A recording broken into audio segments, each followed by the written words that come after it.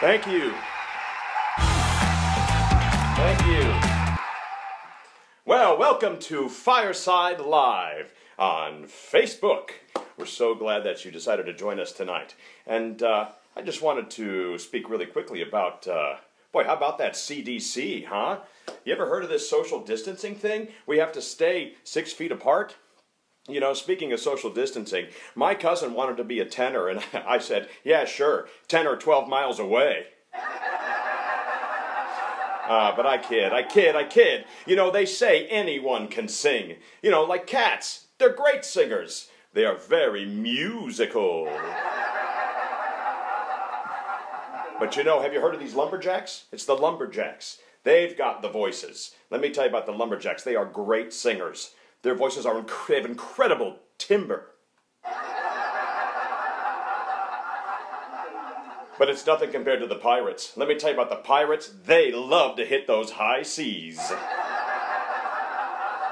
But you know, we can't forget about the songwriters. Thank you. You know, we can't forget about the songwriters. The songwriters, they're the ones that make us go. We can't live without them. You know, I once knew a fella who was a songwriter. He used to write songs about sewing machines. You know, he was a singer-songwriter. Hey-o! Hey-o! Well, let's go to the Electric Hearth here. I'm very proud to welcome in someone who is blending the martial art of Aikido with the art of voice teaching. He is the singing samurai. Please welcome the singing samurai, Dr. Dan Ewart. Hello, singing samurai. Hello. I'm going to turn your sound up here. So, welcome to the Electric Hearth. Thank you. We're so glad to have you today. So tell me, I think the first thing that we want to know is, what is Aikido? What is Aikido? That seems like a simple question, but it's a complicated answer. I'll try to make simple. Aikido is probably best understood as a martial art by those outside of it. Inside Aikido, Aikido is a Budo study. The Budo study is deeper than just understanding techniques that are physical for combat. It is designed to improve every aspect of the human being, mental, physical, emotional, and otherwise. Wow, that's deep. Super deep. Well, I think what's been on my mind, and what I've been wondering about, is you're mixing Aikido and the art of teaching voice and singing. And the question that I've had on my mind, it's been plaguing me for a while, it's, what's up with that? What's up with that? What's up with that? Well, I think the best answer to that question, maybe I should go back a couple of years. Okay, see you later. Oh, right. Not right now. Okay, sorry, go ahead. No, okay. Time machine. Hey. All right. I didn't have a beard back then. No. When I was first learning how to sing, I was first learning Aikido. And I would go to my voice lesson, and my teacher would explain legato. And he'd say, it's like, you know, imagine there's a ball of energy behind your head, and it's just going out, you know, in this arcing motion forever and ever and ever, and it doesn't stop. And I was like, I don't know what that means. And then I'd go to Aikido the next day and train, and Sensei would say, you know, using our bokken, which is a wooden sword, when you're making the bokken strike, it's like it's an energy that goes out in an arcing motion above your head. It never stops. And I thought, what? But they were saying the same thing. These are two completely different things. And so the more that happened, the more I thought, oh, there really is something there. And so I kept making connections as I was training and going through my education as a singer. And when it came time for me to start my doctoral degree, I thought, what better thing to study? And so I started at Michigan State for my undergrad, and I came back to Michigan State for my doctorate so that I could train under Jerome Helton Sensei in Yoshokai Aikido. And with his help and help of many others, and a lot of years of hard work, I've come up with a system that combines both of these things in a very beneficial way. Cool. I'm here with the singing samurai, Dr. Dan Ewart, and we need you to speak up a little bit louder if you can. Sure thing. Absolutely. Use your singer voice. I have a singer voice. So you call yourself the singing samurai, but yet you study Aikido. So would you explain a little bit about that? Meaning what? When I trained in Aikido, and why do I call myself the singing samurai?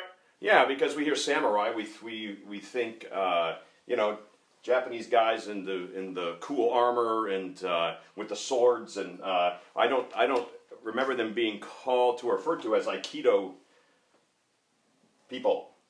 I understand.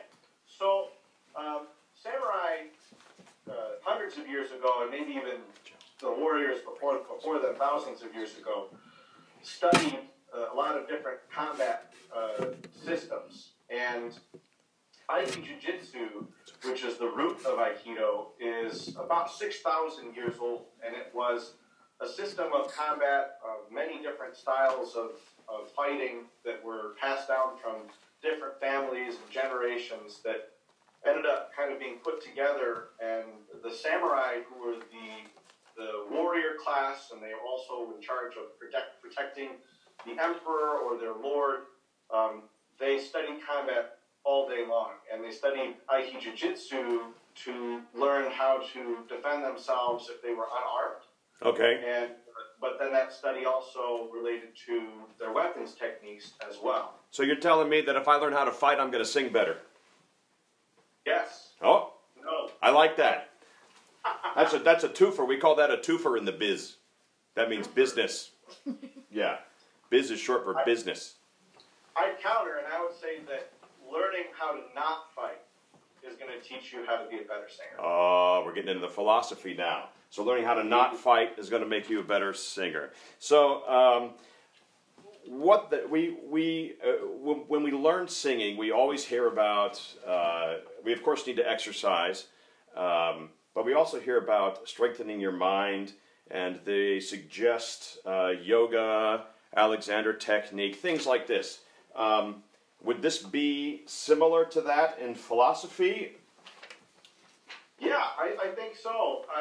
There are a lot of different things that studying Aikido does that are beneficial to the singer.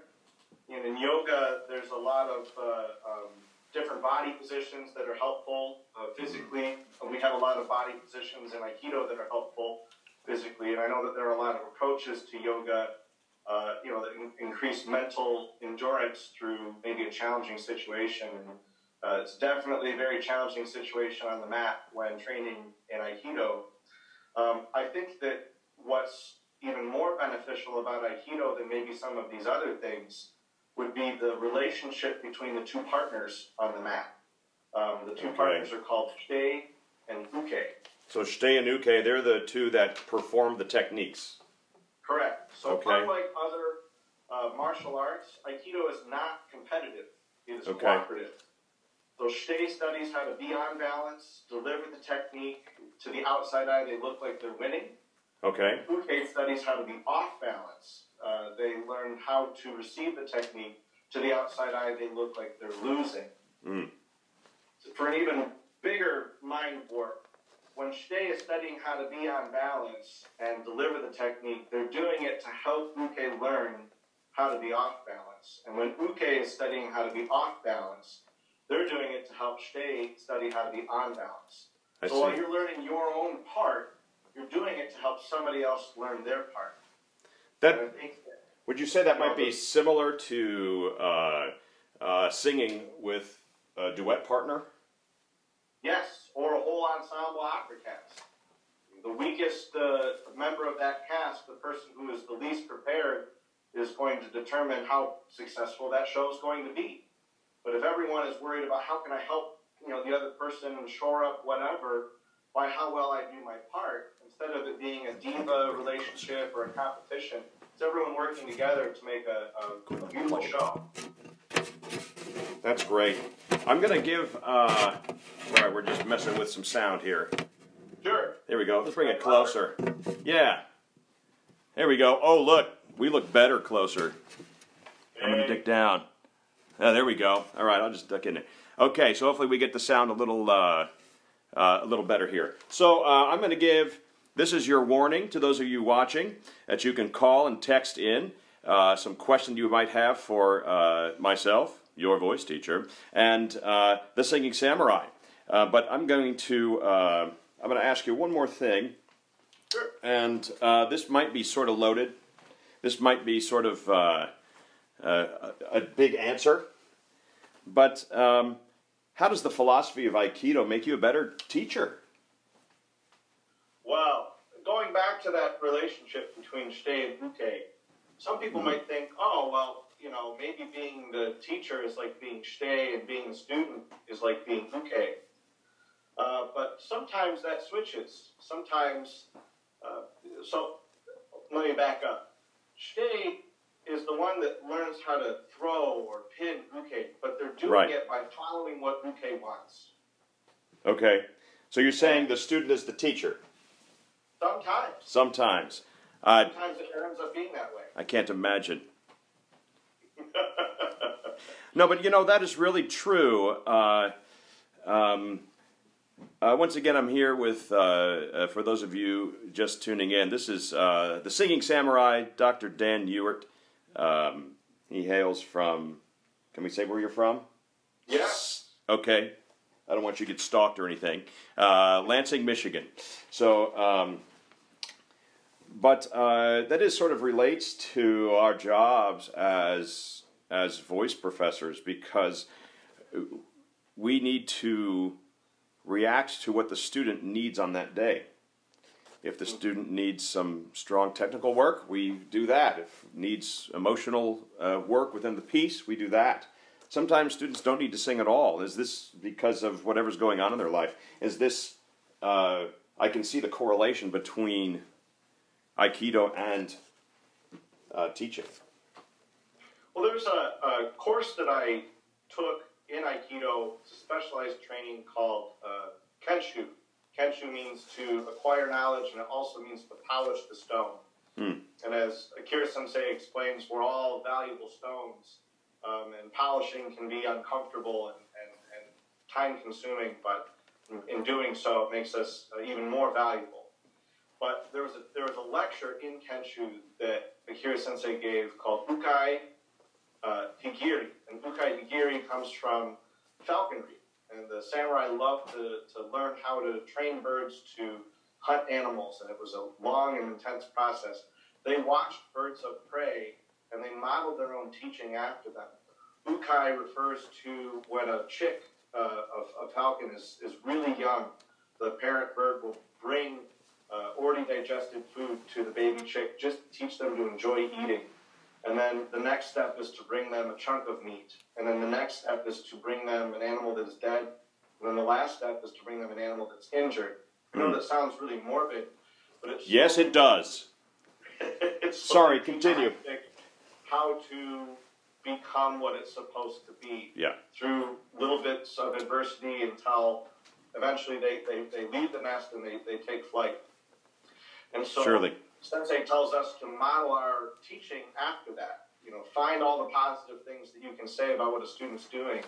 Build them up so that as they progress, then they're ready to receive maybe harder or harsher criticism or higher expectations. I think it fits very well within teaching voice. So once again, we're here with the Singing Samurai, Dr. Dan Ewart, and he's explaining the correlation between the art of Aikido and the art of teaching voice and even singing. So we have a question. So this is for you, Signor Samurai. What resources would you recommend for getting started with studying Aikido? Well, I think normally I would seek out a dojo in Yoshokai Aikido specifically. That's the association that I've been a member of for a little over 18 years now. There are a lot of other associations of Aikido, and I can't speak to their effectiveness in terms of my research specifically. I can say in general it would probably be better to study than to not. But right now with social distancing, we've actually turned to virtual training, which is a first for all of us. And the Michigan State University Aikido Club, or Spartan Aikido, is doing virtual training Tuesdays, Thursdays, and Sundays. You can find out more information by going to Spartan Aikido on Facebook, or you can get that information from my website, thesingingsamurai.com, or our Facebook page, the same name, and reach out to myself or any of the other instructors at Spartan Aikido for more information on that. But all you need is some workout clothes, and right now a camera and microphone. Awesome. That's thesingingsamurai.com. And Facebook at the same name, The Singing Samurai on Facebook. Good. So you can go like The Singing Samurai. That'd be really cool. So we had another question. This is a little more in-depth technical voice stuff. And if anybody wants to call, we'll put you on the air. So if you got to have my number. I'm not just going to give you my number out there. Then who knows who's going to call? You know, it might be Steve Martin who calls. Oh, that guy. He's watching. So, oh wait, we have this. I sort of wish the Singing Samurai would sing. So basically, that's from my wife. She just said, "Prove it." Wow. Put me on the spot. Well, if you're too scared, you know what? You can go to. You have a website, though. I do have a website. You can go there. Mm-hmm. And you can go to danewart.com, and there are multiple clips of me singing there as well. Awesome. So we have a technical question, and we'll see if we can get this to relate. And it's about a young baritone attempting to reach his higher notes. Ooh. So whatever you want to call it. Oh boy, how would you go about explaining how to access the top without being vague? Without being vague. Yeah, wow, that's rough. Well, as you know, and any other good voice teacher knows, that you can't really give out technical advice that's specific unless you hear someone sing. Mm-hmm. Because it's complicated, and there are a lot of different aspects involved. It takes time. What I found for myself, I'm a baritone, and for my students, and they'll probably tell you, they will roll your eyes if you talk to them. Breathing, how we breathe, is the most important aspect of singing, but definitely when it comes to high notes. If we don't have good, proper support, everything is going to get tense and messed up and twisted and contorted, and those high notes just aren't going to be possible. It's like asking a car to go down the road without any gas. Right. Maybe it will, and then it'll stop. Now, there was a technique that you showed me a few years ago with your bokin or your wooden sword that helped engage those all-important intercostal muscles. I don't know if it's hard to explain that. No, I don't think so. It's hard to demonstrate it. It's hard to demonstrate it. The cameras that in the way that we have things set up. But right. I have a YouTube channel as well, I should have mentioned, also The Singing Samurai. And I've been uploading a lot of different clips, more of the philosophy recently, as I've been working on the technical videos and the physical positions. We do a lot of different techniques that are beneficial in different ways. Sure. But soon I will be putting up a video on how holding our bokehead in Kamai, which is our basic stance. Oh, did he freeze? He froze. That was going to be great. I just knew it was going to be awesome. Let's see. We got, while we try to get him back, you know, the internet these days. Yes, Gino, it's the sword thing. Sorry, I'm getting text from you all there. We're going to try and get him back here, and maybe he'll call. Maybe we'll get him to call. I'll text him and have him call us, because that was going to be good. I mean, I think basically what he's saying is, and he's in the process of writing a book. It's in the editing process, and this is going to explain a lot of these ideas about how the pedagogy will relate to the art of Aikido, and using the sword technique, engaging those intercostal muscles that allows you to sing freely. It takes pressure off the voice, off the throat, and allows things to soar. This really is really is wonderful. So, well, I don't know if he's going to call back. Anybody want to call in? Oh, I'm getting a call. Oh, there he is. Okay. We're getting you on, I'm putting you on speaker. You're good. Can you hear? I can. Okay, I'm going to put you closer. I was talking about the, a little bit more about that sword. I'm going to put you right next to the camera there so you can talk about, finish your thought, and I'll get you back up on the video. Okay, great. Well, I'm on my phone, so when you try and get me back up on video, I have to put my camera back where it goes. Oh, great. So that video that I was talking about, our basic stance with Vocal, which will help to engage those lower support muscles, lower abdominal muscles, and the intercostal, really the whole core in a balanced way. That's going to be up on YouTube this week. So that's on your, and your YouTube channel is called Singing Samurai? The Singing Samurai. The Singing Samurai. However, I'm going to be uploading both my lecture recitals that I gave for my doctorate are going to be put up on there pretty soon as well. But you can find them on my other channel for my performing, which is just look up Dan Ewart. Okay. D-A-N-E-W-A-R-T. Okay. And in that, there's a video where I'm working with one of my students, and I put him in the position for holding the vocal, and you can see the difference in his singing. That's amazing. So we want to go check that out, and you'll see exactly how these techniques work and how this very cool martial art can be used to help us sing better, and how its philosophies help us teach better and be with one another on stage. So this is, oh, I don't know. I think we've got a lot of information here. I'm getting closer. I can get closer to the phone. I think you've given us a lot to think about. Singing Samurai.